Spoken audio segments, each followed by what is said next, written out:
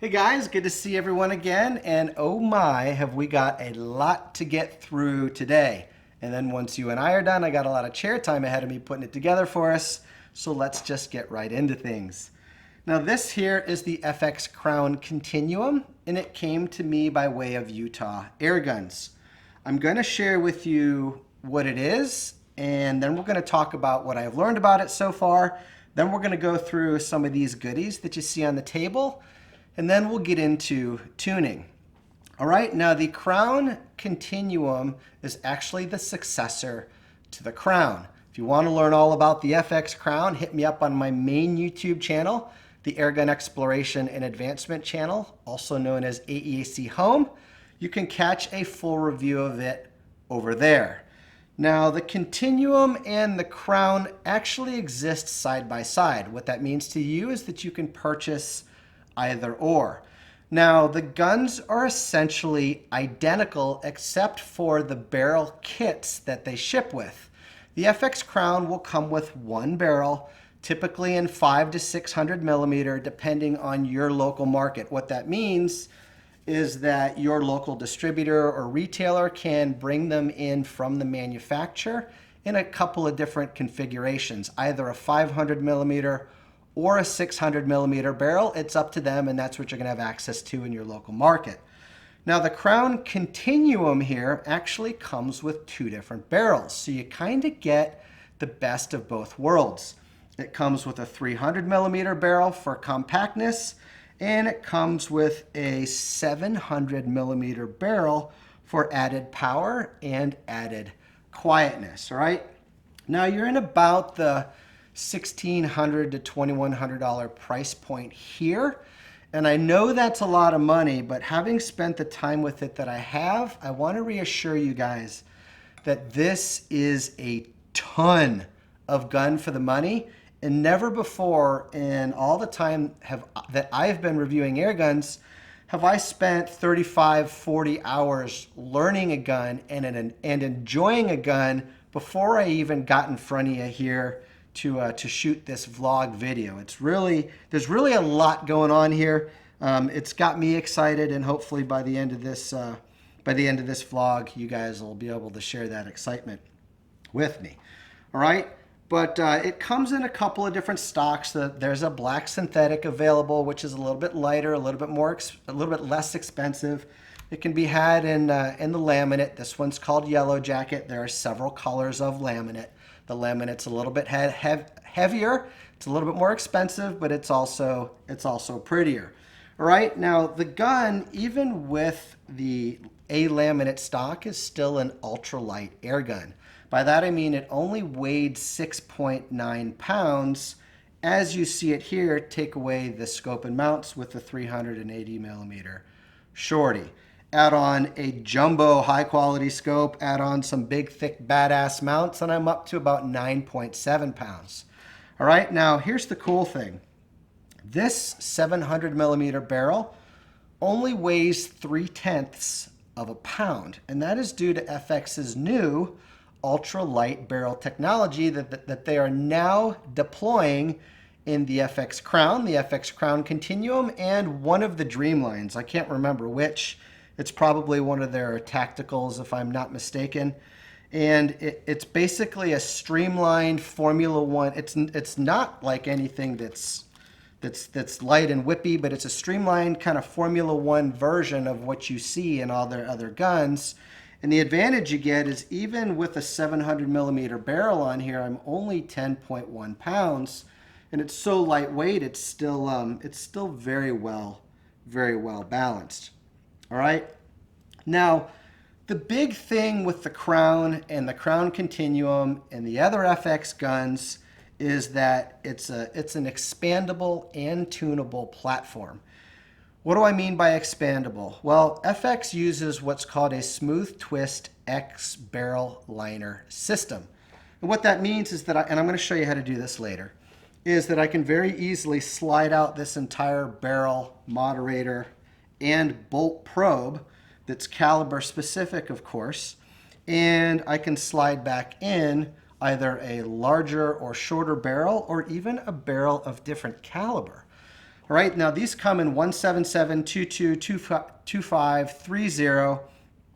They sell them with barrels that are designed to shoot pellets well. They offer them with barrels that have been designed specifically by Matt Dubber to shoot slugs well. And I'm going to get into my findings with all that here with you in a little bit. So, you know, with the Crown you get one, with the Continuum you get two, and when you get two different barrels with your gun, two different sizes, and the gun has on board an externally adjustable regulator, which I'll show you here, is right in there, that teeny little hole. It has an externally adjustable transfer port, you know, kind of aperture adjuster. It has an externally adjustable hammer spring adjuster and an internally adjustable hammer spring adjuster. When you marry all that to a platform that very easily and very quickly is able to change calibers and change barrel lengths and barrels with different chokes that are designed to be doing different things, bringing you back to that $1,600 to $2,100, you're getting a ton of gun for the money. And as you can probably see over here on the bottom right-hand side of your screen, there's a lot you can do with it. And again, I'll share that with you. All right, now it's side lever cocking. The cocking is very slick. It's very light. You can actually control the weight of the cocking. That's up to you. It depends on how you dial in your hammer spring weight. You've probably taken notice of this ginormous magazine that's right here. That's 18 rounds in 22. Speaking of 22, I want to show you this at the back of the gun. When you get in, you know, it comes with a couple of different barrels, right? But if you have a Crown or you have one of these, and maybe you own a Continuum and you want to experiment with a 500 or 600 millimeter barrel in a different caliber, you get those barrel kits, and I'll get into the pricing here in just a second. And right on the back of the gun, you can see the bolt probe has the caliber kind of embossed right into it. And you very simply cock this. I'll do this and take the magazine out. Okay. And you'll see a little nut or a little grub screw right on top of that bolt probe. You unscrew that grub screw, you slide out the probe, you put in one of the appropriate caliber matching up with your appropriate caliber kit, and you're ready to rock. Oops, got my safety on. And you're ready to rock and roll. Okay. Now, these FX calls these liners. I call them barrels. If you want to buy a different one to experiment than what you have, these retail for about $110. Right now, if you want to use the same caliber, but maybe go to a different twist rate or one that's designed for pellets or slugs or vice versa, right? You don't have to change the bolt probe. All right, but if you want to change the length of your liner, you're going to need what FX refers to as a barrel kit. And ignore this piece right here. This is an aftermarket moderator by Donnie FL. All right, now the kit will come with a barrel. It'll come with the proper length shroud to match the barrel. And it'll come with that new bolt probe. And up here, you'll have 1/2 inch UNF threads so that you can put on the moderator of your choice. You're in for about $399 for one of those. So the cool thing here is, you know, I look at FX as much of an outsider as I can at this point. And this isn't a company that's offering all these different kind of guns and asking you to buy a whole new gun every time you want to change calibers or change lengths or change twist rates or go from pellet liner to slug liner. They're offering these kind of intermediate steps for you. And for me, that really kind of spikes this concept up on the value meter. And I imagine it would for you too. All right. Now, the magazine, there's kind of an interesting story here. You guys might know Thane and Val of Side Shot. They make a lot of scope cams. They also actually designed this magazine, and FX is now producing this magazine and including them in a lot of their guns, to include the Crown Continuum here. Now, I could probably talk to you for like 10 minutes just about this magazine, but this thing is unbelievable. I put so many different types of pellets through it, so many different types of slugs through it. I had zero, not only did I have zero feeding issues, but it performed so damn well with anything I put in it. The only thing I couldn't fit into it were like your Predator poly mags and your metal mags. I was able to get the poly mag short in here, and we'll get to that. But I was able to put 18 grain slugs in here. I was able to put 27 grain slugs in here. No problem. And what's so cool about this magazine is it's so easy to use. You see this little bit up on top here. You just twist it like so, and then this pops right off. All right, now the reason that's so cool is we've all had this. For example, the way you load this is you just kind of spin it around like so, right? You'll put the first pellet in right there, and then that holds it in place, and then you drop all your pellets in, right? Well, what happens to all of us? We drop all our pellets in, and then we see one with a dinged skirt. And we're like, damn, now I got to get that out of there. So you usually have to poke it through with a screwdriver or whatever. Not like with this one. Like, I'll do like one of these jobbies, and I'll just dump out that one pellet, and I'll put in a new one, and you're good to go.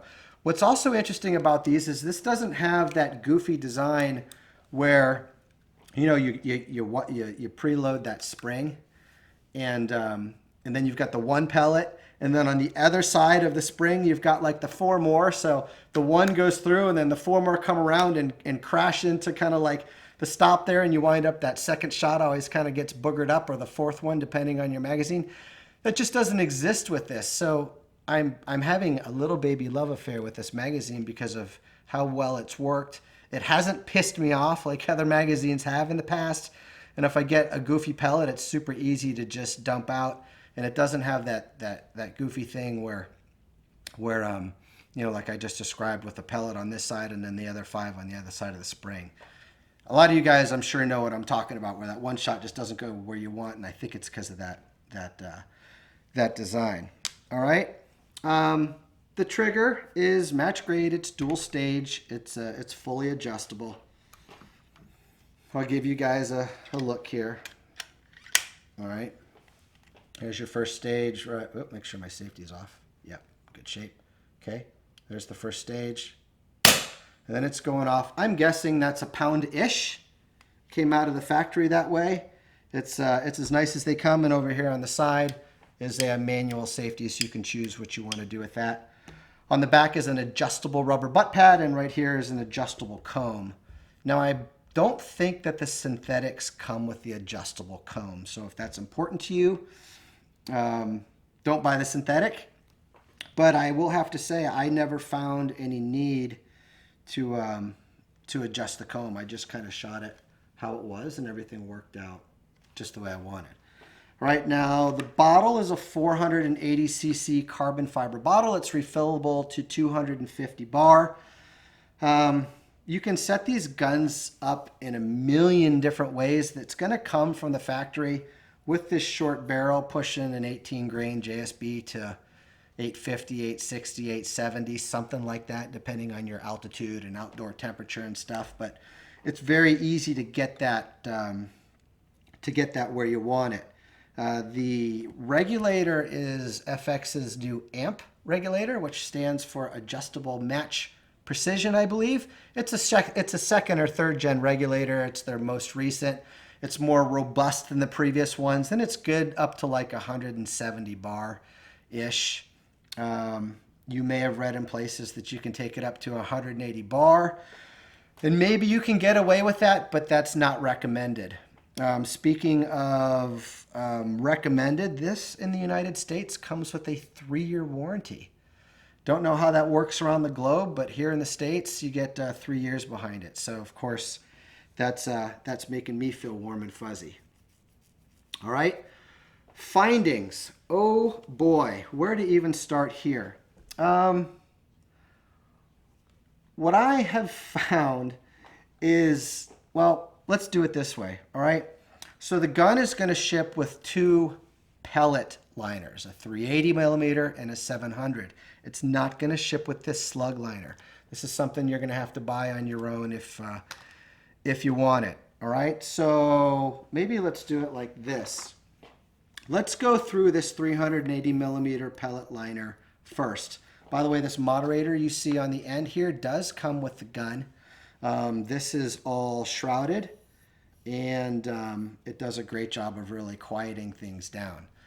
I've set this gun up to shoot between 31 and 48 foot-pounds.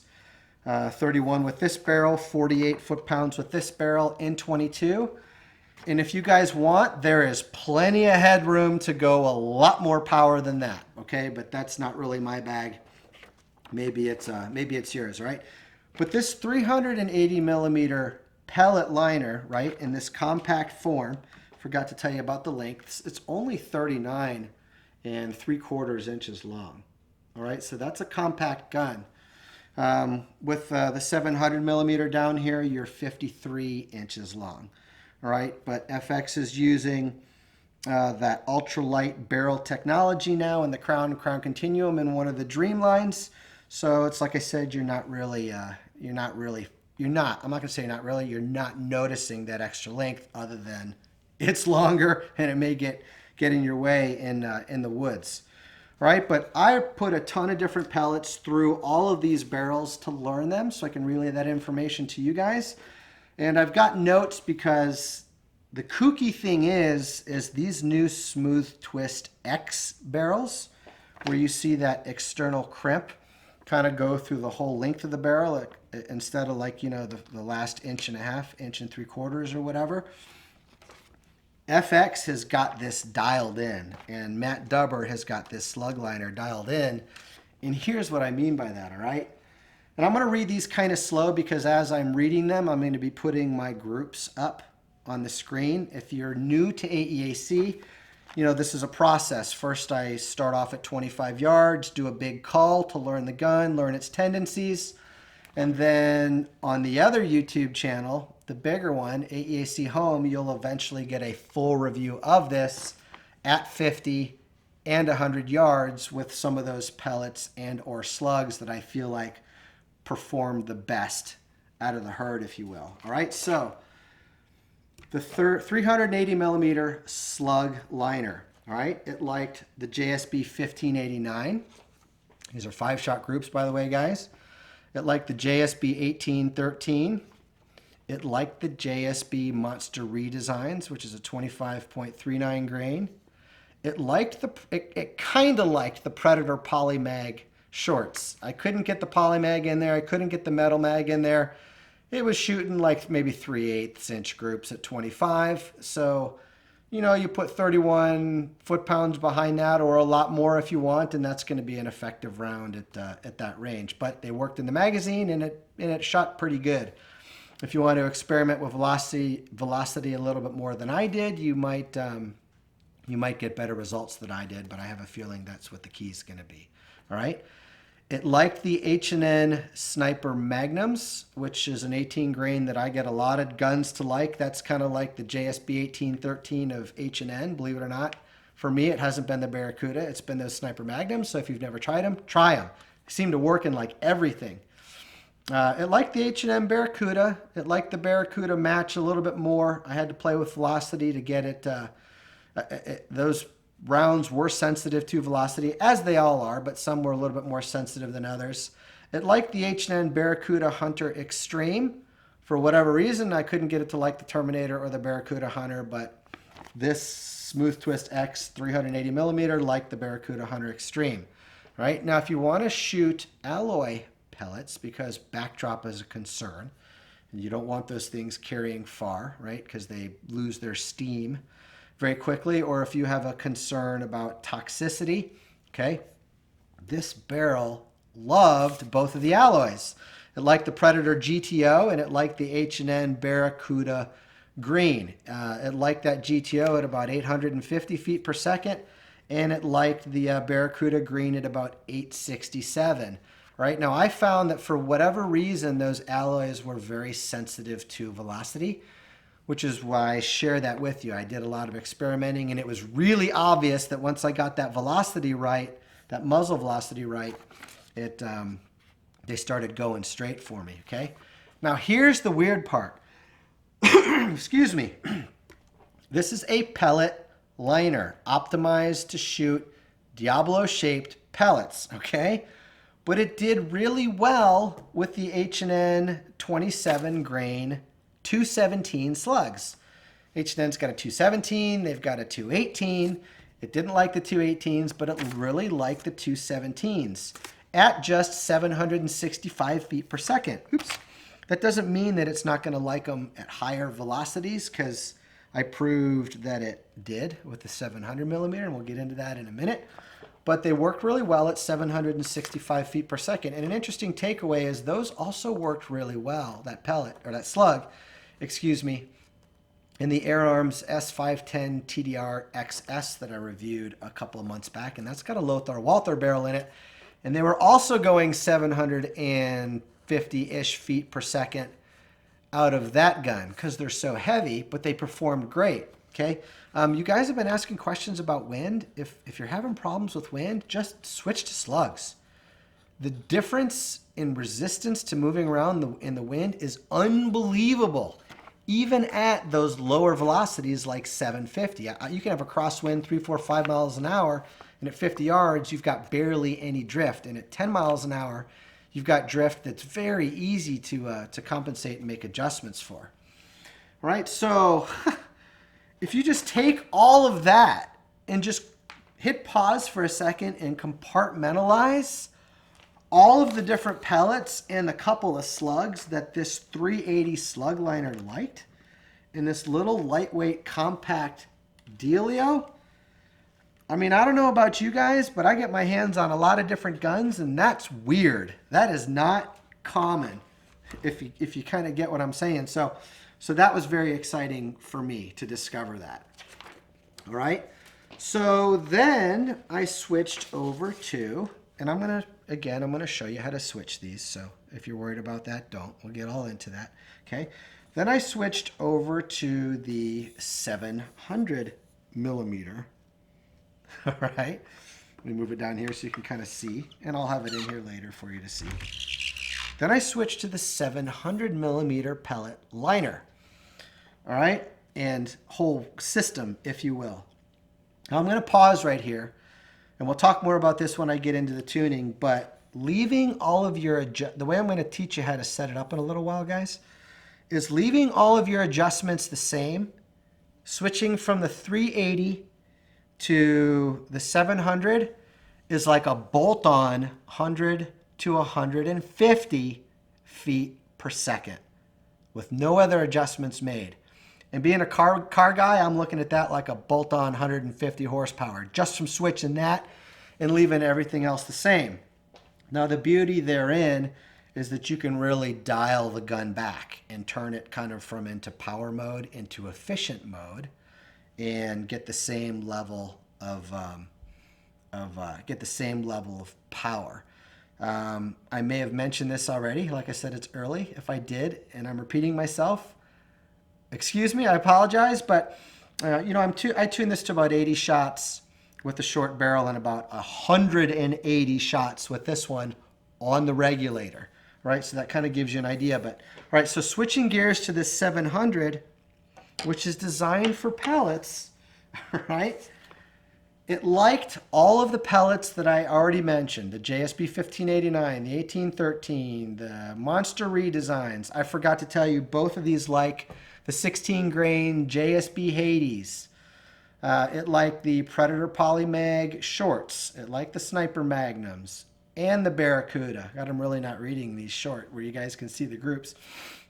I liked the Barracuda Match, the Barracuda Hunter Extreme. Okay, it liked those tin alloy pellets. Again, I had to dial them way back to 850 and 870 feet per second for the GTO and the Barracuda Green, but it liked them. Okay, now here's where things got really weird.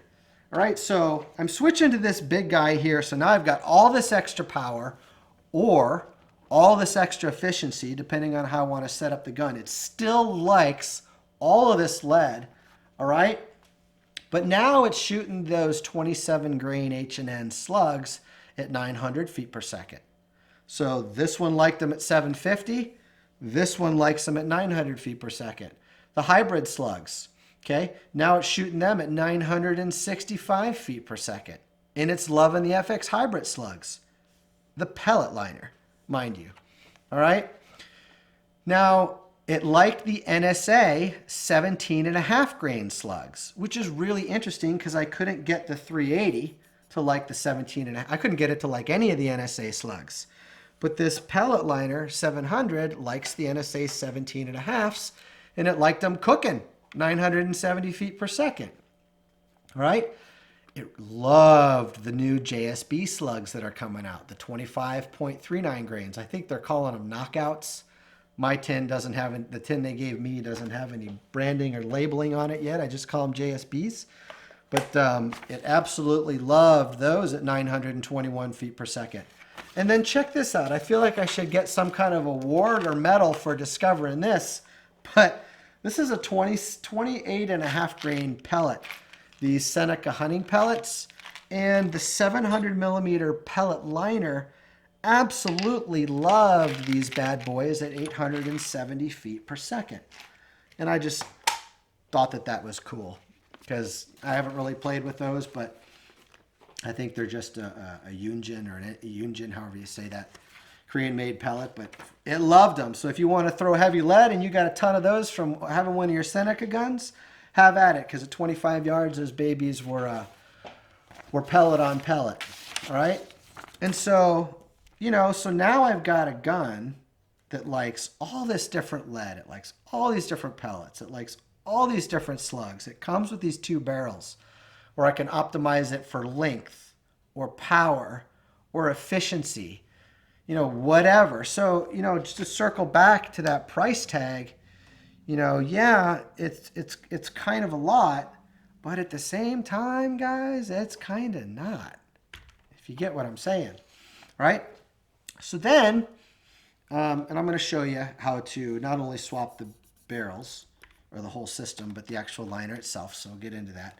So then I busted out this slug liner. If you guys don't know, Matt Dubber has huge hours in developing this. And, you know, every time he goes to Sweden, that's kind of his focus, is developing slug liners, I think. All right, so then I slapped this bad boy inside here. All right, and this is optimized to shoot slugs well. And then it was like a total ball game changer, all right? All these NSA slugs you see over here, the 17.5, the 20, the 25, the 27. Now all of a sudden this thing loves all these NSA slugs. All right, so, you know, the 17.5, it loved it at 900. I'll share the foot per second with you because I did a lot of experimenting. And there's some of you may be taking notes to save you guys the brain damage that I went through to come to this stuff. But it loved the 17.5 grain NSAs at 938 feet per second. It loved the 20.2s at 941. It loved the 24.8s at 899. It loved the 27.5s at 875. It loved the JSB slugs, the 25 grain JSB knockout slugs at 915. And the pellet liner, or excuse me, the slug liner loved the H&N slugs at the H&N 217s. Didn't care for that 218, not this gun, at 896 feet per second. So you got like all this cross-pollination and all this steel down here that's loving all this lead. So this is kind of getting me excited. Now here's the kooky thing. And I got to get this out to 50 and 100 to verify. But what I'm seeing at 25 and what I have a hunch as to is that the FX Hybrid 22 grain slugs don't like this slug liner as much as they do these two pellet liners. And I find that interesting, but at the same time, it's not really a surprise because if you guys caught on AEAC Home, the primary YouTube channel, I reviewed the Hatsan Neutron Star a couple of weeks back, and that has a Turkish-made barrel in it that loved those FX hybrids. It was a barrel made for pellets that loved those FX hybrid slugs at 50 and in 100 yards. So, you know, go figure. I guess it just goes to show you you got to do the work. All right. Another thing I want to note is all of those numbers I shared with you guys. I shouldn't say all, for the most part. That's running with the transfer port in this 17722 configuration. All right, now if I move this up to 0.25, 0.30, all it's doing is opening up that transfer port to maximum, and that's basically like a 15 to 20 foot per second flip of a switch. All right, so on that 17722 is kind of how I set things up, where I'm getting like 875-ish with that 18 grain. That kind of seems 850 to 875 is kind of the sweet spot, but I set it up for that. So, you know, damn. All right, so we're going to get into some of the goodies you see here, and then I promise I'm going to show you how to change these things out and do some tuning, but I would have been remiss if I didn't share with you that, because that was a surprise to me, and it got me excited. So hopefully you guys are right there with me. All right, goodies. Where do we want to start? Let's start with this right here. So unless you've been living under a rock, and maybe some of you guys have just been busy with your lives, and that's cool, you know about the new FX Pocket chronograph, also called the FX Wireless chronograph. All right, now there's a story behind this, and if you want to catch the story, go to, I keep sending you guys over here. This is my little baby YouTube channel where we can just do some one-on-one classroom, but go to the big channel, AEC Home. The most recent video is the FX Airguns factory tour, where I spent tons of time interviewing Frederick and Yuan and John, and there's probably 50 minutes within the body of that almost 2-hour video of you guys getting to see these guns being put together at the factory in Sweden. But a lot of what we talked about is this. This thing has really taken the airgun industry by storm. All right, now the price point is $200. It actually uses radar, unlike, you know, a typical chronograph where you shoot it above, you know, a light and a sensor, and it measures the shadow at those 2 points and calculates the speed. This uses Doppler radar. All right, so it doesn't matter how dark it is out or what the conditions are, it's going to see your pellet. All right, now it very simply just kind of lives right there. The instructions will tell you to set it up like so. The instructions will tell you to use rubber bands to kind of rubber band around here and up around the end of the barrel, but I used Velcro. I thought the Velcro looked a lot cooler, and it worked great for me. This little piece here aligns it with your gun so that you get a consistent and continuous chronograph reading. Takes batteries, takes 3 AAAs. There's an app that connects to an app, and you get all of the readouts right on your phone. Average velocity, high, low, standard deviation, extreme spread, shot count. I actually recorded 180 shots on the regulator on the 700 millimeter barrel. So, you know, you don't have that thing where it's going to run out at 100. And there's a lot more coming in this. You know, Giles Berry of YouTube's Airgun Gear Show, he's the guy behind this. He's the one that FX came to for product development. The idea of this came from the paintball industry. Actually, if you watch my factory tour video, Frederick tells me how he's actually very good friends with the guy in the paintball industry who invented this, and his good friend came to him and asked FX if they thought that this would have an application in the airgun industry, and that's how that came to be. And obviously it did, because these things are freaking selling like Snickers bars. All right, it's the size of it. It's that it's immune to weather. It does everything you want it to do, and that it's $200. All right, but that's not the whole story. So me, being the skeptic detective that I am, right, I wanted to see how well this read, or how accurate this was in comparison to something like a lab radar. I use a lab radar in all of my videos. You guys are familiar with it. It's that $650 Doppler radar that tracks the projectile from the muzzle all the way out to the target, you know, in whatever increments we dial into it. And it's kind of the standard. The guys use them, the guys that compete at a high level use them to tune their guns. And I wanted to see if this could be as good of a tuning tool at that as that at like 1/10 the size and like 1/3, less than a third the price. And honestly, it's a lot simpler to use too. All right. So check this out. I'll put this up on the screen. This is just for me so that you guys can see it. We'll do this one first.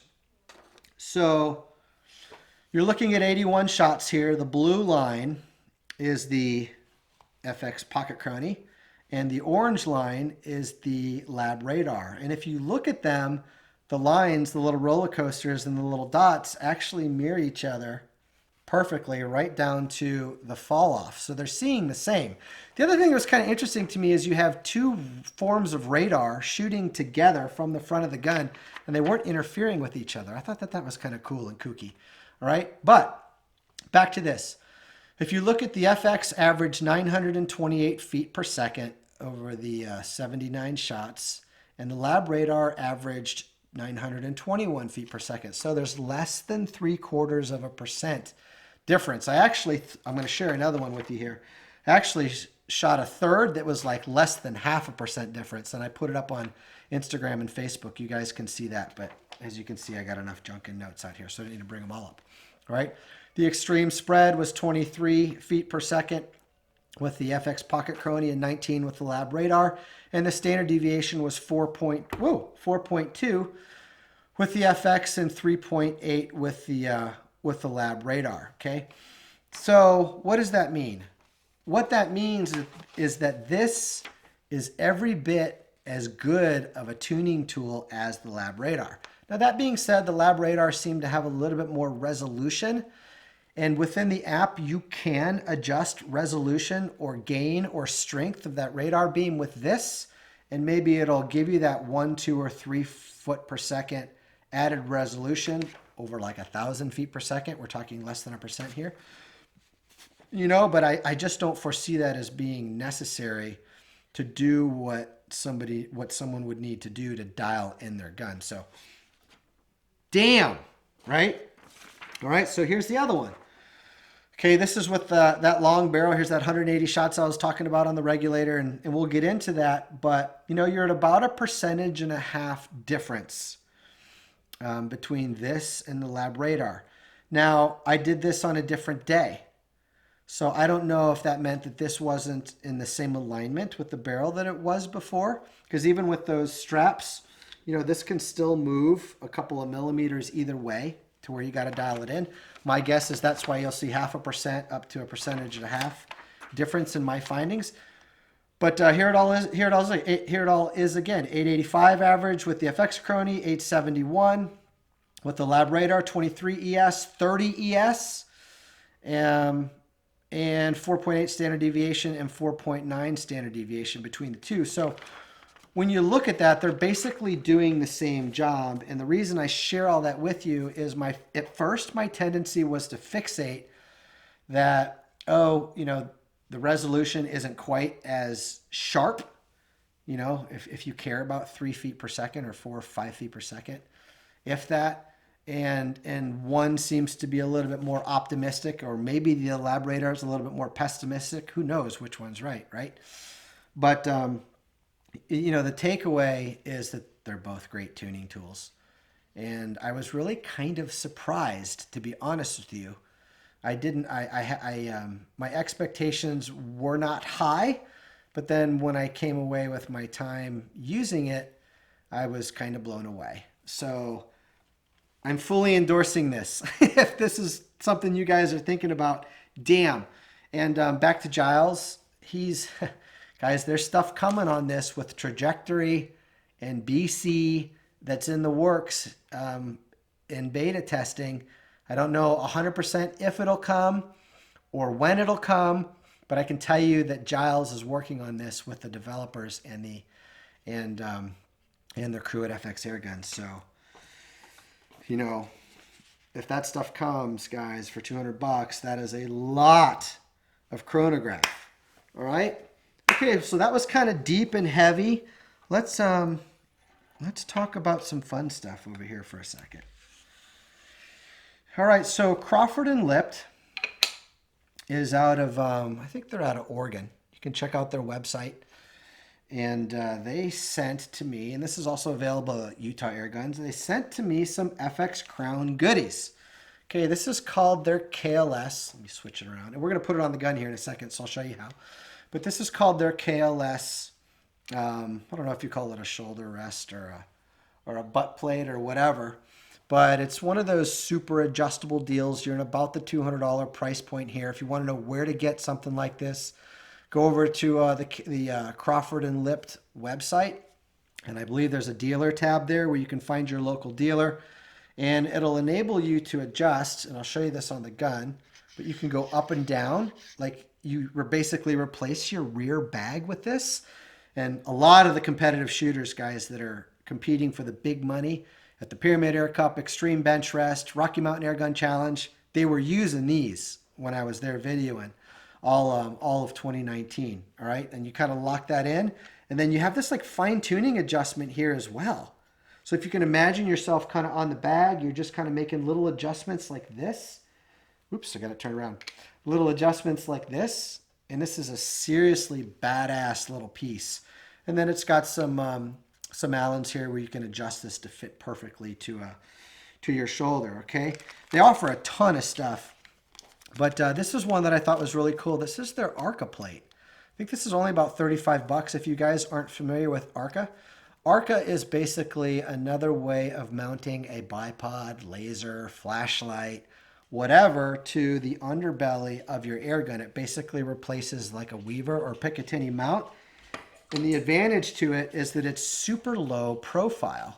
All right, so this will bolt. Come on. This will bolt right up to the bottom of your gun, and it doesn't stick out as much of an appendage as something like a Weaver rail would, right? And in your Accutac bipods and some of the other popular bipods actually have an ARCA connection on the bottom of them. And I'm not going to screw this into the gun because this belongs to FX and I don't own it, although I'd sure like to. All right. All right, so how does this mount up? All right, so on the back of the Continuum, there is an Allen, and it is a 4mm. All right, so I'm going to put this on my foot, and hopefully you guys can still see this. I think you'll be able to. Yeah. Put this on my foot. I'm simply going to unscrew this. Oh, that silence feels nice, resting my voice. And you're going to get that. All right, and you're going to get that. All right, and you'll see that little washer in there is going to slide around, and the bottom is a very good place for it because that's an easy place to pick it up with the KLS rail when I put that on. All right, now the KLS rail has its own Allen and its own little screw rail. Why am I calling it a rail? I'm going to call it a butt plate. All right, and you just line the two up. All right, and let's screw that in there. Nope, that wants a bigger one. That wants a 5mm. All right, and it picked that right up. I'm going to slide this, I'm going to kind of center this on this bad boy. All right. Okay, guys, and look at that. I mean, how sick is that? So now, okay, if I want to get this up and out of the way or completely remove it, I can. So now I've got just a shoulder piece.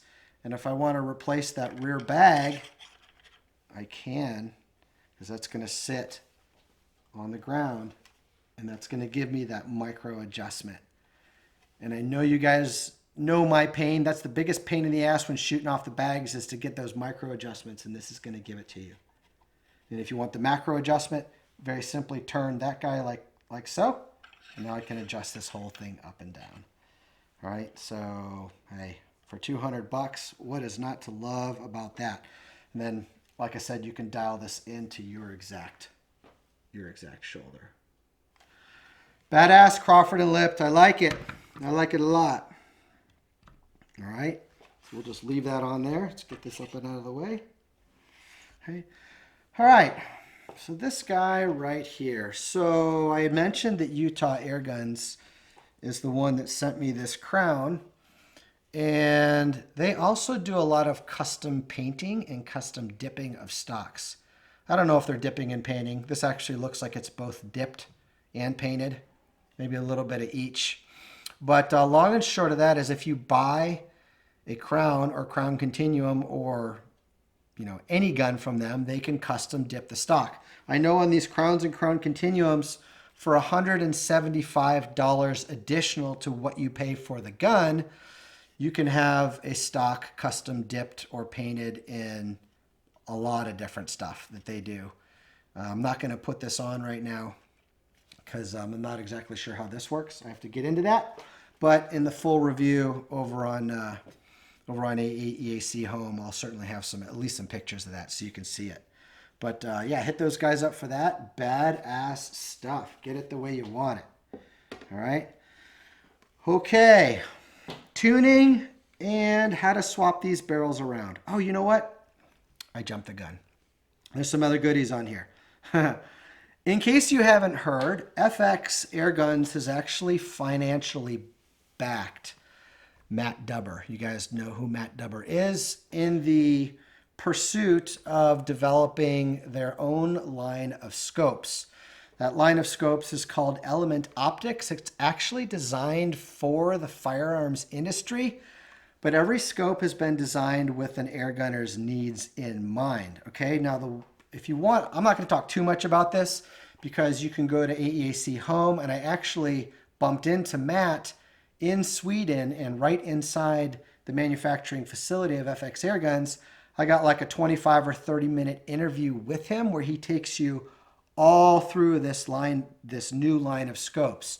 Okay, but the big takeaways there are that Matt is at the helm. He's the guy making the decisions. FX has given him full reign. They don't even argue with him. So what he wants is what he's getting. Other guys that have had input are Ted Beer, Ted's holdover, and Shane Keller, who's an EBR champion, extreme bench press champion, and works over there at Utah Airguns. Those are the three that have developed these line of scopes, with Matt kind of being at the top and FX financially backing it. Okay, there's 3 scopes right now. There is a Helix, a Titan, and a Nexus. Price points, you're basically $400, $800, and $1,500. This here is the Titan. I'll tell you, after using it for, I got about 7-8 days on it, unfreaking believable. The brightness, the clarity. It's got I think they call it ED glass or HED glass, I think is what it's called. But it's insane. The tube is a 34 millimeter tube, not the 30 or the 1 inch, but a 34. You can see it's really big. What that does for you is it gives you additional windage and additional elevation adjustment in the turrets. The turrets have stainless steel internals instead of either brass or regular steel, which tends to wear down over time. The stainless steel internals actually give you those positive clicks and super accurate adjustments long term through the life of the scope. Speaking of life of the scope, lifetime warranty on these scopes, guys. Pretty badass. And it's a first focal plane scope, which means that as you go through the adjustments, okay, you're not going to have to compensate for drop, only windage, right? Now, something I want to touch on, you'll see these big beefy mounts on here. These mounts are by Masood over in the United Kingdom. He makes these Eagle Vision adjustable scope mounts. I had to get these. They came from Utah Airguns to fit this 34 millimeter tube, but also, this is really important, to clear this 18 round magazine, okay? I was not able to clear it with the sports matches. I didn't try anything else. So maybe UTG has something, maybe Air Force has something with their line of mounts, BKL, I think is what they're called. I don't know, but I got these from Masood to be able to clear this, and they're adjustable. And I'll bring you on in so you can kind of see close. You'll see how the back one, I've adjusted. When these mounts are totally flat, totally compressed, you can get the magazine underneath them, to be clear. But this back mount here, you'll notice it's up a little bit higher. That's because at 25 yards, I used the mounts to zero in the elevation so that I didn't have to fool with the elevation with this at all. Okay, so that's kind of the infomercial on the Element.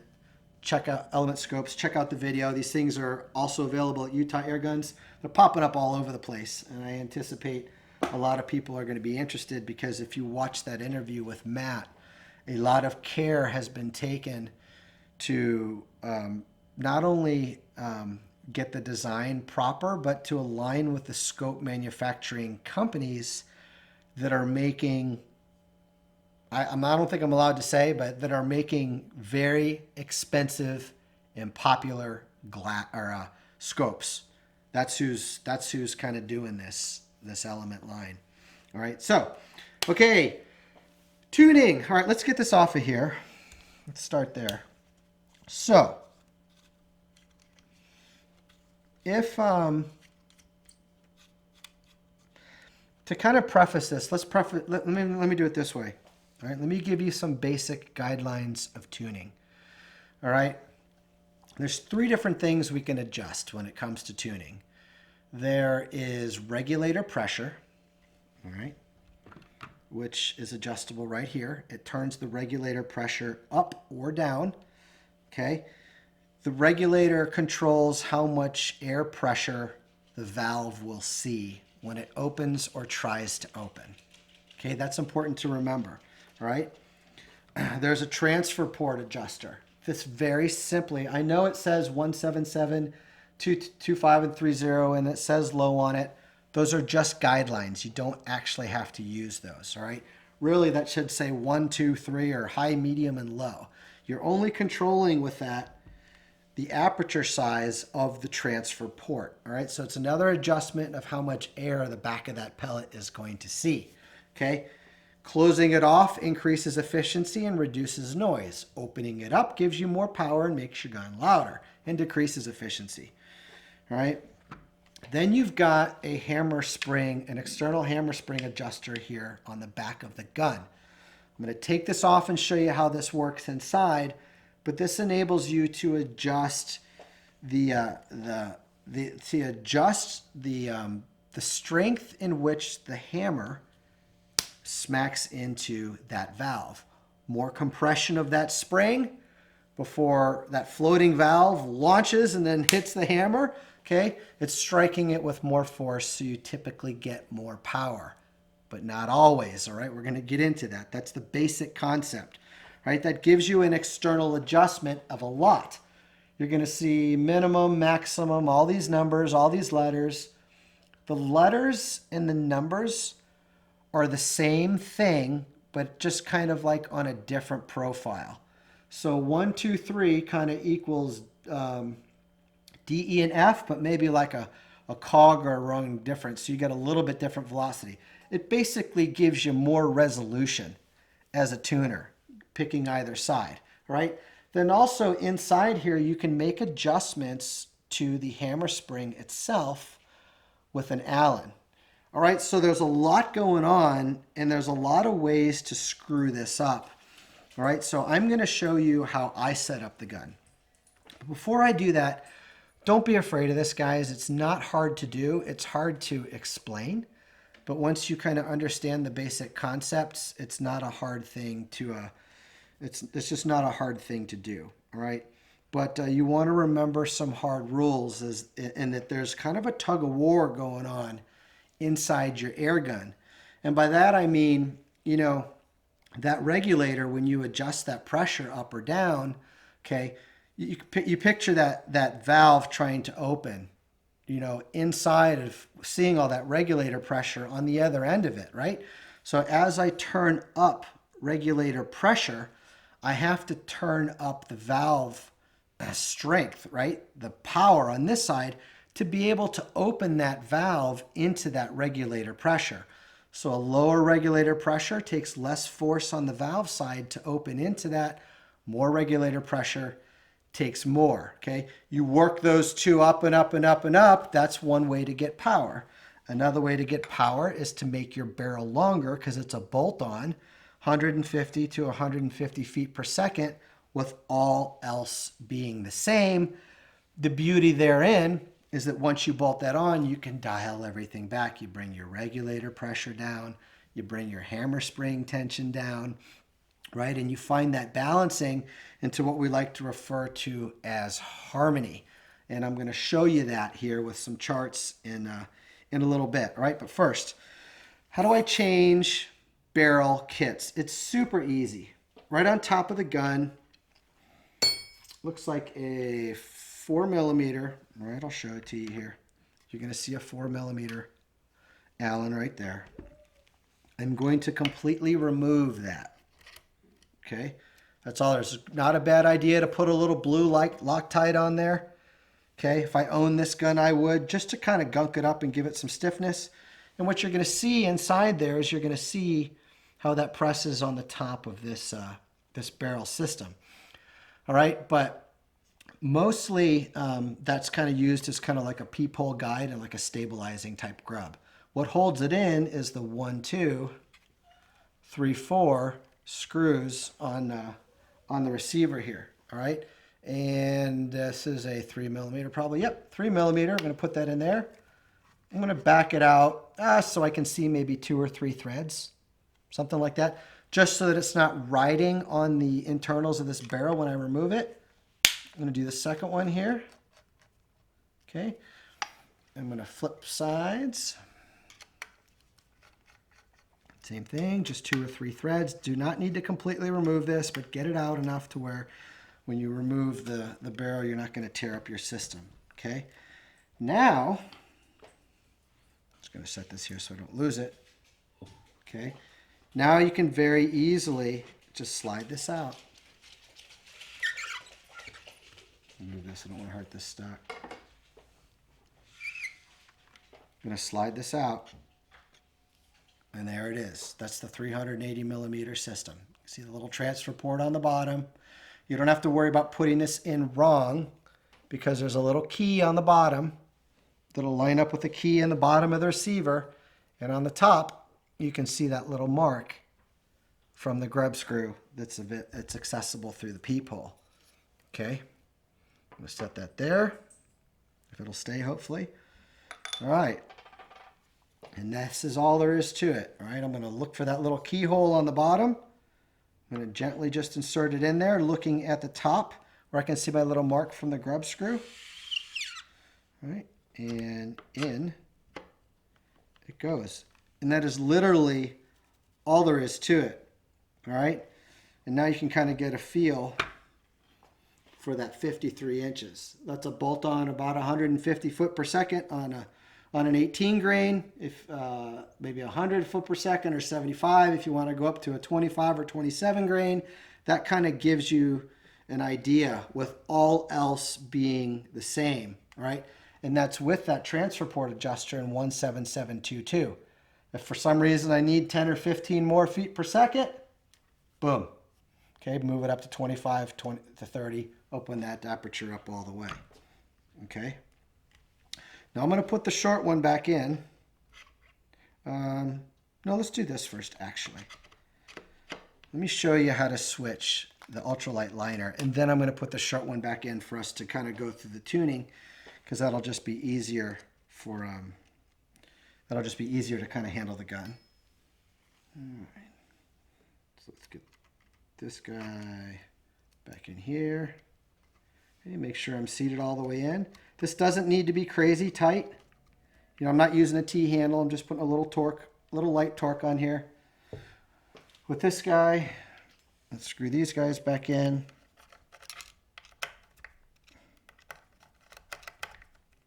Okay, not overdoing this. Just getting it good and snug. A little blue Loctite, like I said, is not a bad idea on here. All right, so with bolting this on, it's also going to get a ton quieter, guys, which is something kind of cool. All right, so let's say I've got my pellet liner in here, and I want to switch to my slug liner.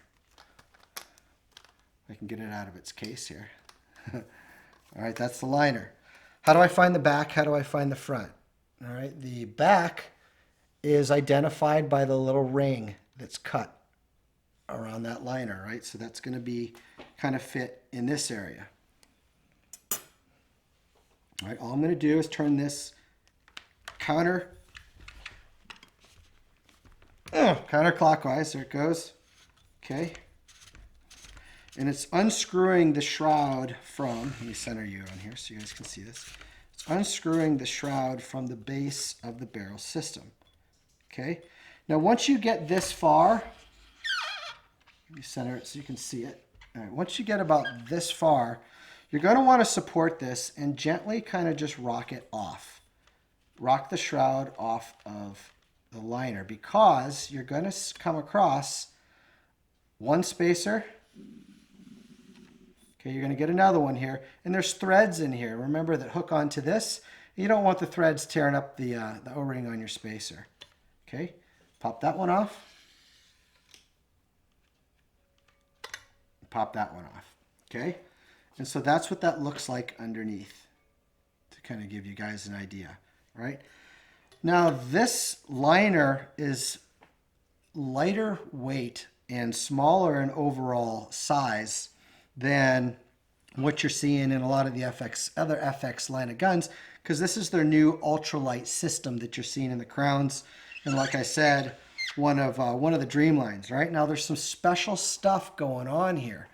Right, this here, this nut is called a what is it? It's called a compression nut. All right, and what's so important about the compression nut, and that this design differs from a lot of the other FX guns and air guns in general, is that this compression nut design actually comes out of the firearm industry, right? And it centers that liner perfectly in this receiver every time you take it in and out. And this was freaking me out. When I was doing my backyard due diligence, I got 1,500 rounds in tuning this thing, almost another 500 in learning what ammo it likes. To go back and forth between the different liners, the point of impact change is next to nothing. Not only are you on paper, but you're typically within half an inch to an inch. And that is even removing, not just changing like the whole system, but that's even removing just a liner like this. It's incredible what a nice job this does centering this liner inside that receiver. Okay, so to remove it, we're going to grab a 15 millimeter wrench. Get you guys back centered here. All right, and I'm going to gently go counterclockwise.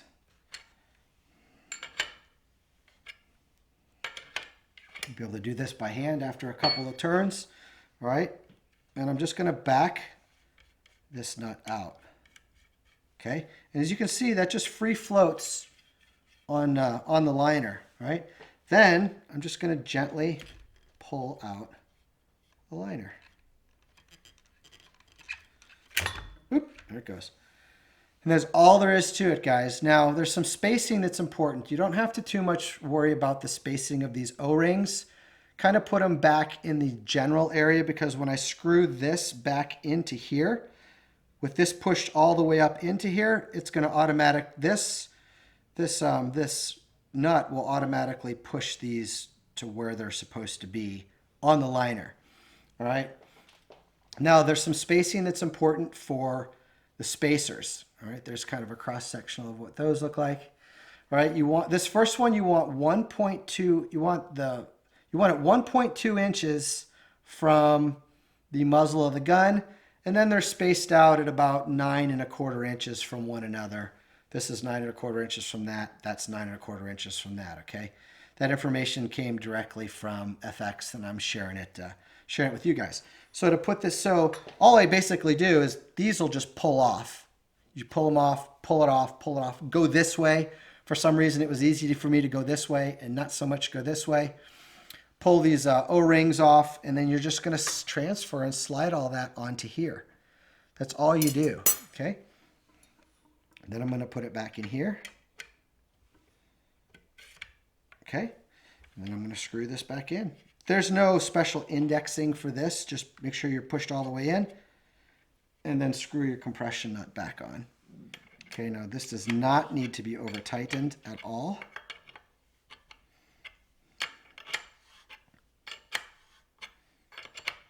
Okay, so I'm met with a little bit of resistance right there. And you notice I'm not like choking way up on it. I'm choking way down on it and just giving it some good pressure until it kind of seats. I feel like it's nice and firm. That's it. Do not need to overdo that. All right. Then we take our shroud. Let me get you back centered here. Okay. We gently, remember those threads are in here and you don't want to tear these up. So I'm going to take this shroud and I'm going to gently work it over. All right, that first spacer. And I'm going to kind of gently work it over, wiggle, wiggle, wiggle over the second one. And notice I'm supporting this because there's some significant weight out on the end of this. All right. Gently over that one. Okay. And then just screw it on. That's all it takes to change a liner, guys. And if you want to change that bolt probe, it's like I said, undo that one screw, then it pulls out. You can slide in the new one and put in the caliber of your choice. All right, so that this is a little bit easier for me to handle. Let me just get this back on the shorty barrel.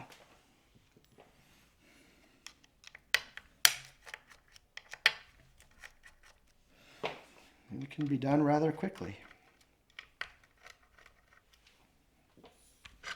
Okay, out comes that one. And in comes this one. All right, so setup.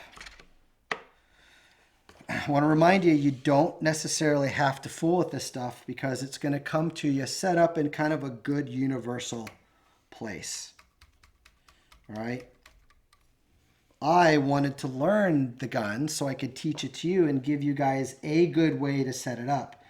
The way that I would set it up if I owned the gun.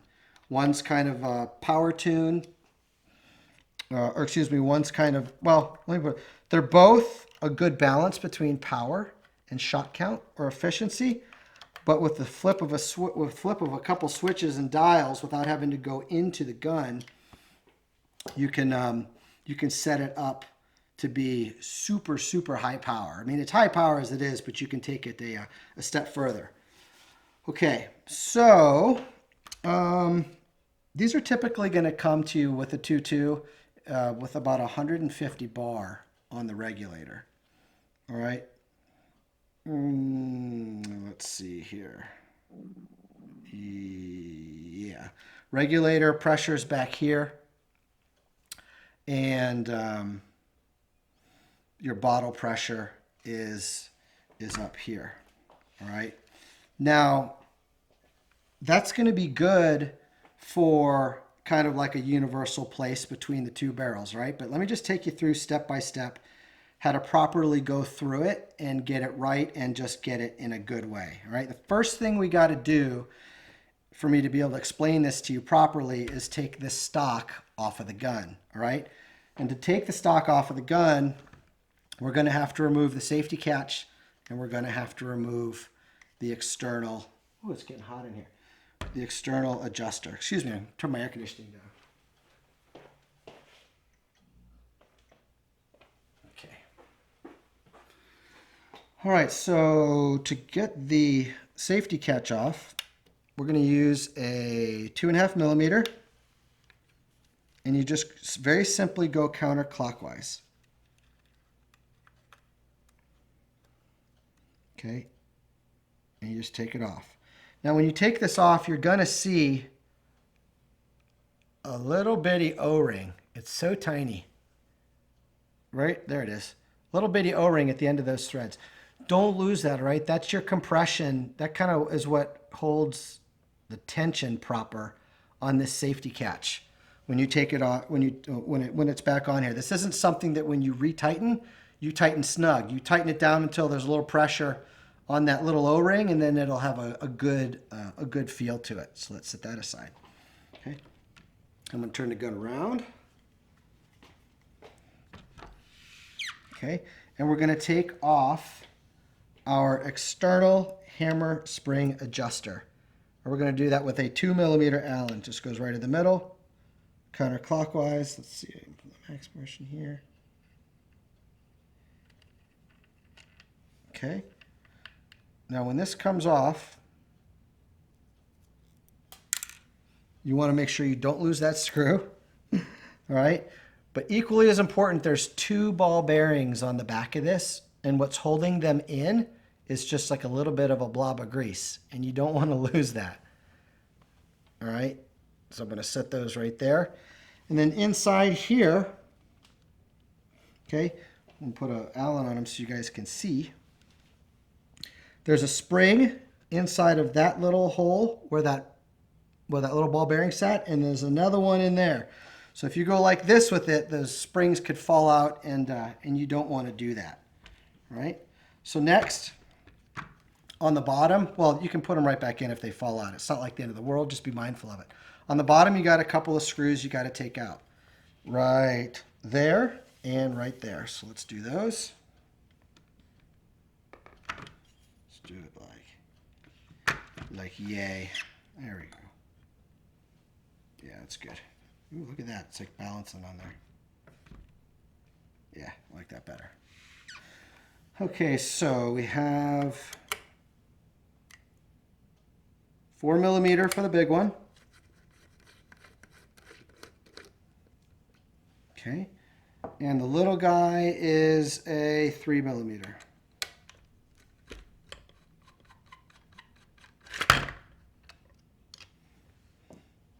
Okay, and as you saw, that really easily comes apart. So we're going to set that stock aside.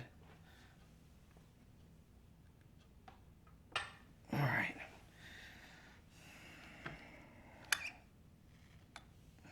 Where are we? All right. So this is kind of a hard thing to teach, guys, but I'm going to teach it the best I can to you. All right. So now you can see some parts here that you're going to have a good understanding of to kind of grasp this. Okay, FXs use what's called a floating hammer spring. In other words, when you cock the gun, it compresses a spring that sort of rams into this floating guy right here, which smacks the valve and opens it, all right? So these are free floating. So if you ever like take your gun and move it around, you may hear this kind of moving around like so. And that's what you're hearing. That's normal, okay? So now we got to take our external hammer spring adjuster, and we have to put it back on the gun. Okay, put my max back up at the top. Let me get my screw going here. Do that. I'm gonna be smart about this. Yeah, put my screw in here. Get that guy like that. All right. I'm gonna line it back up how I had it, with my max up at the top. And I'm gonna put this on here. Now, actually, before I do, let me show you this. Stay. You see that cam? You see how it's not round, it's oblong? That's how you get your different power settings as you rotate this, because that cam is going to change, it's going to basically add gain or take gain away from this floating hammer, all right? That's what you're doing. All right, where'd my little screw go? So there's my little screw.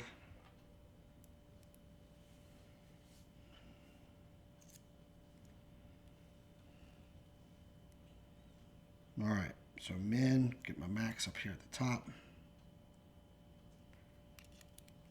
All right, so put it right back to where it was.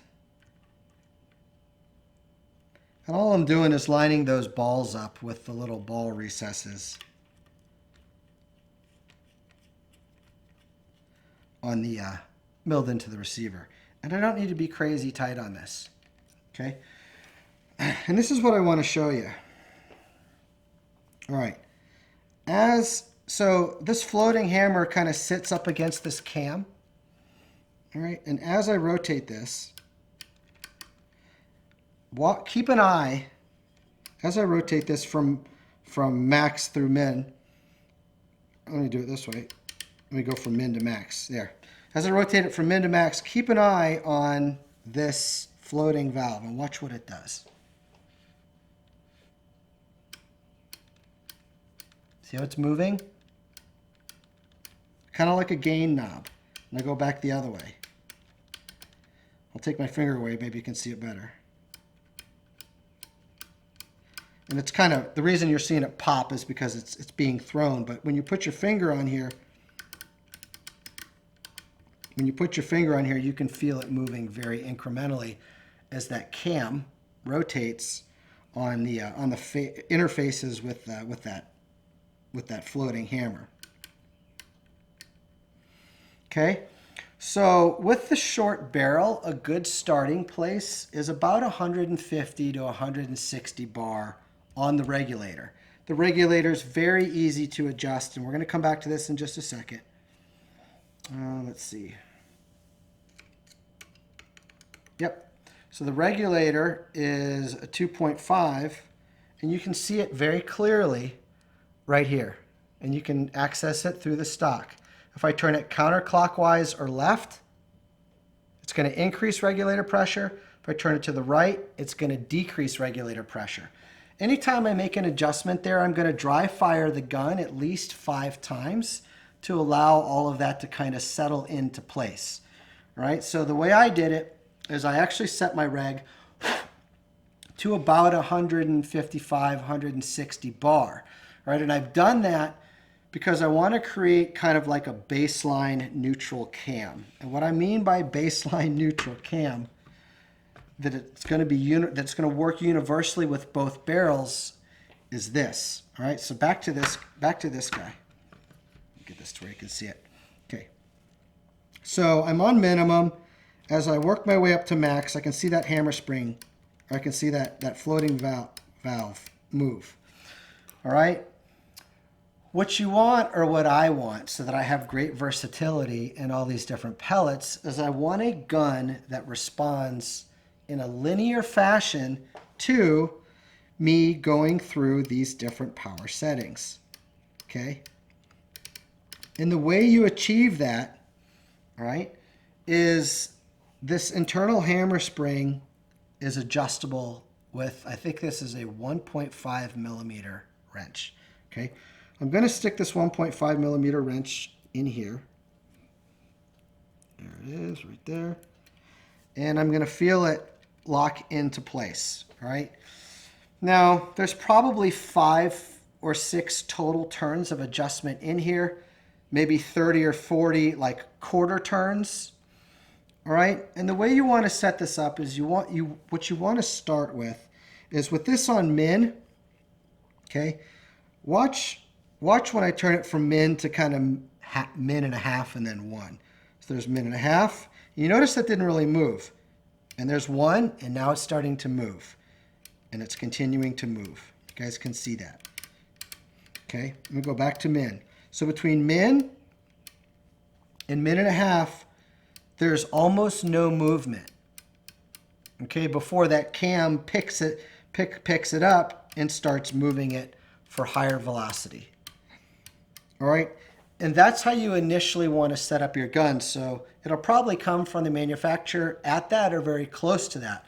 But maybe you bought it used, or maybe you tuned it and you want to kind of reset and get back to a good starting point. All right, just start going counterclockwise on this Allen, right, until you found a place, you've kind of found that neutral cam where it doesn't really move between min and a half. And then as soon as you kind of get to 1, you feel it starting moving again. That's a good neutral place to be at 150 to 165 bar. Okay? What that's going to do is, with the short barrel, that's going to give you about 875 feet per second over 80 or so shots with that 18.13 grain for about 31 foot-pounds, okay? And what it's going to enable you to do is turn down velocity so that it works well with a bunch of different pellets. And if you want to fine-tune from that point, you can do that with the regulator pressure. You can bring it down a little bit. You can bring it up a little bit. You can adjust up or down without having to cock and shoot the gun. It's not going to hurt anything like with the old design. These amp regulators can be adjusted both ways, so you don't want to worry about that. Now let me actually give you a visual on what that looks like. Okay. This is a really good example of what that neutral cam actually looks like. I call it a neutral cam because that cam in the beginning really isn't rolling up on that spring too much, if at all. Okay.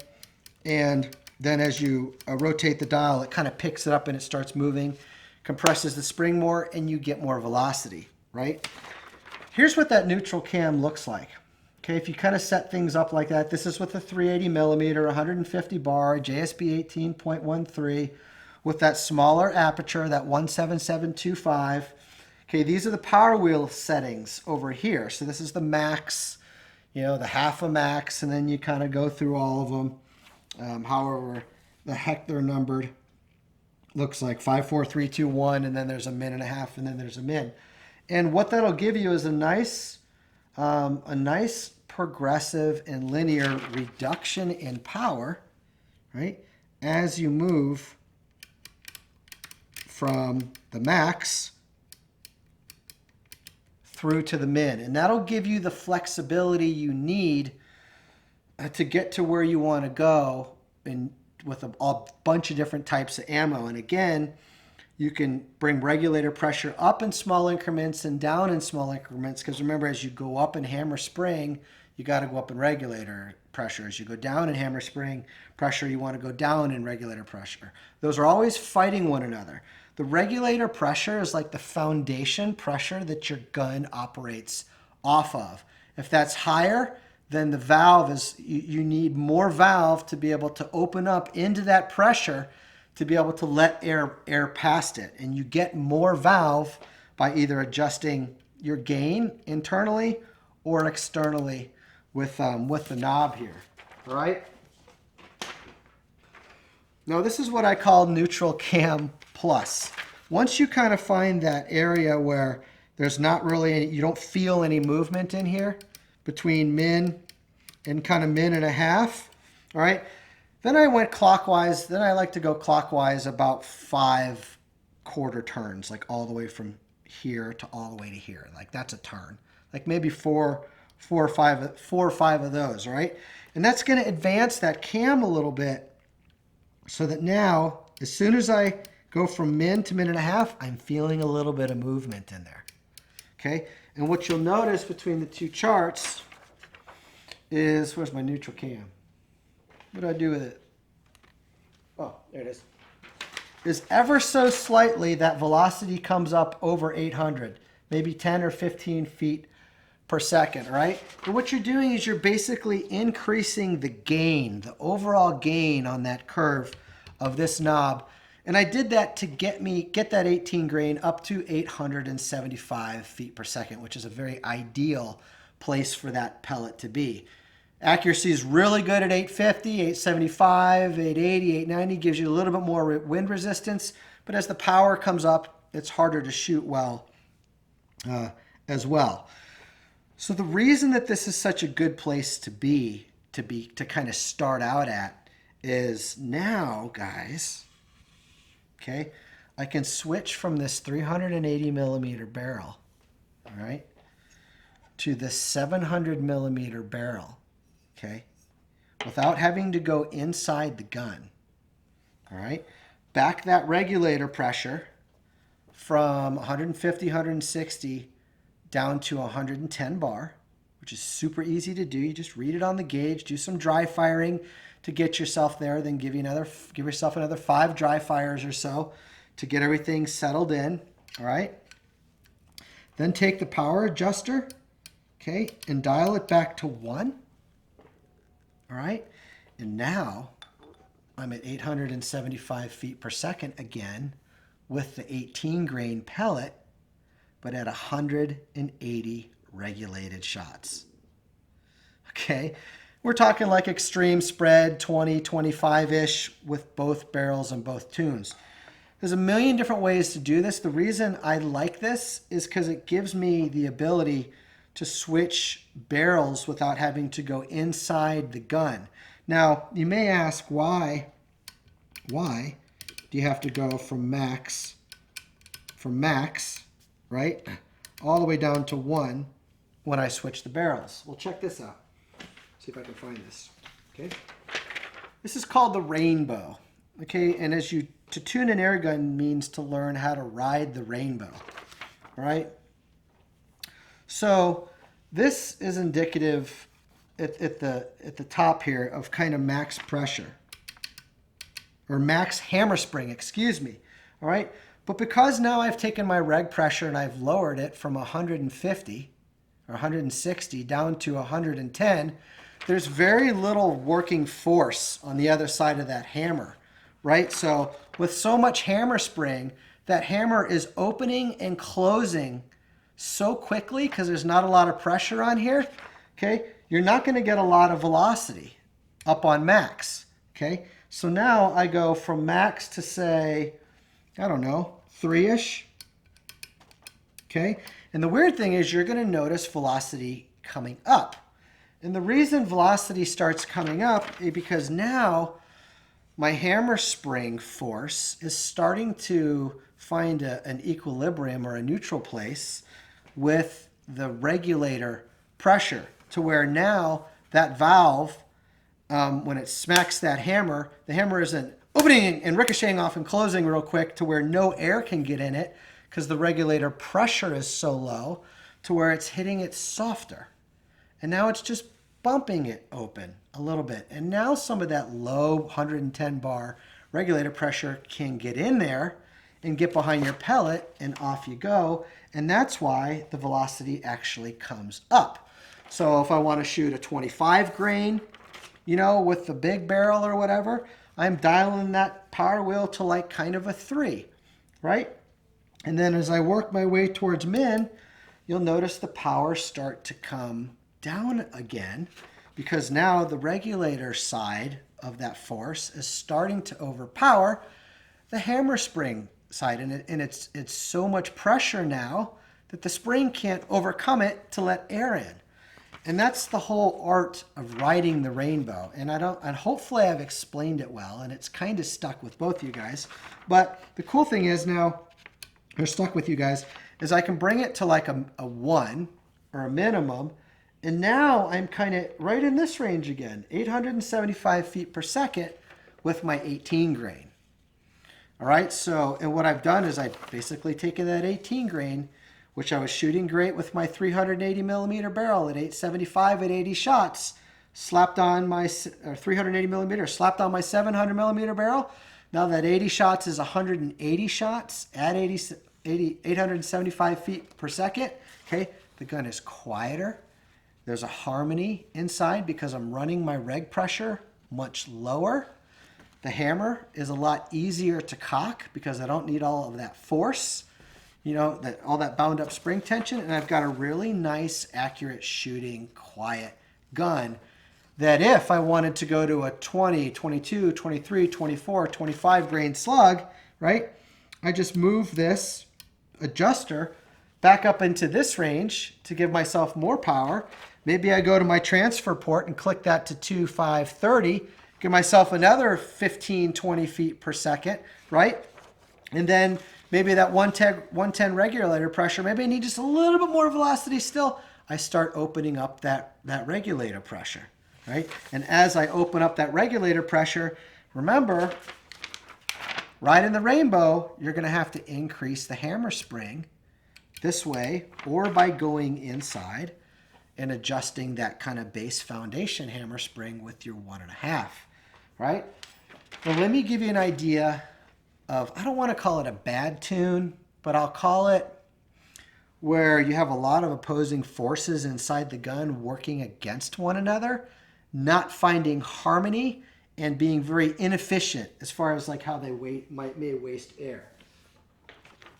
Okay? So if I crank my regulator pressure up to 150, I take this guy and I go like 30 turns clockwise so that there's like no movement in here. You know, if you can actually turn this internal hammer spring adjuster clockwise enough to where this sliding hammer will sit all the way up against, you know, the foundation, the most it can go. All right? And you literally won't be able to turn this because as that cam rotates, it's rotating against that, and it's got nowhere to push that floating hammer, right? So what do? You take like 30 turns with this guy, which is like 5 or so turns all the way maxed out, and I did it to show you guys a poor way of tuning, okay? And here you go. You get a dial that is very unresponsive, okay? Because you've got so much pressure built up in the regulator, 150 on that side. You got all this hammer spring tension on this side, and they're just kind of sitting there pushing against each other really hard, really inefficient. You're getting some good speed out of it, but as I turn this, there's no change in velocity, all right? Well, then I go up to 160 bar, all right? So now I'm increasing my reg pressure to kind of hold back all that hammer spring force. And look what's happening. Now we're getting a little bit of a curve. No curve. And then there's a little bit of a curve to where our hammer spring adjuster is being useful. And we don't have so much of a bound up situation. All right. Then go up to 170 bar, and lo and behold, I'm starting to get something that resembles a curve, all right? Because I'm finding that balance between that 170 bar, all that pressure from the regulator side is balancing out all of this spring tension on, so that, you know, it's going to open and close super fast because of all that spring tension, but there's so much pressure on this side that air is like squeaking in there and you're getting the velocity, okay? And you notice I'm up over 900 feet per second now with the JSB 18 grain. All right, this is an example of how not to tune, you know, your gun, because what you're going to wind up with is a gun that's loud, it's hard to cock, it's very inefficient.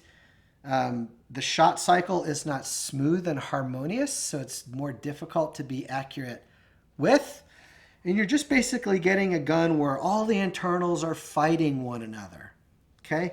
By far, the better way to do that is to set up that neutral cam or neutral cam plus, like I showed you, so that you're able to ride that rainbow and go back and forth between 150 bar and 110 bar, kind of finding your sweet spots as you move your dial around. And it'll be easier for you to see once you experience it, okay?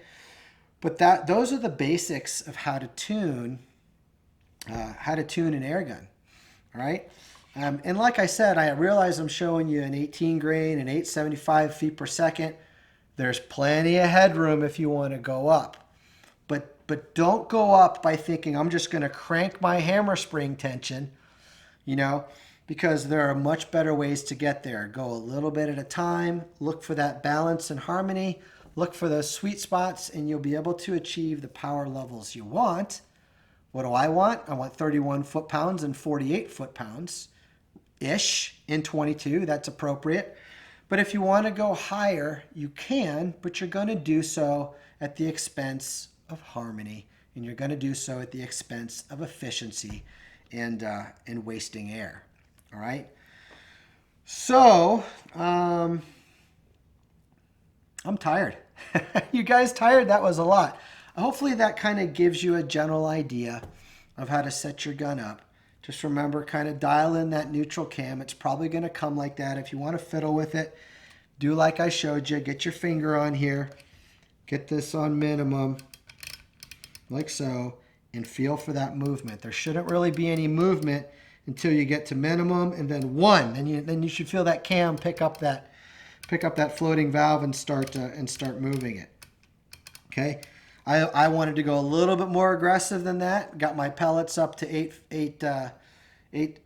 from 850, 860 to 875 without having to go up too much on the regulator pressure, which you generally want as low as possible. You lower that whole working pressure of the platform so that everything just isn't fighting one another.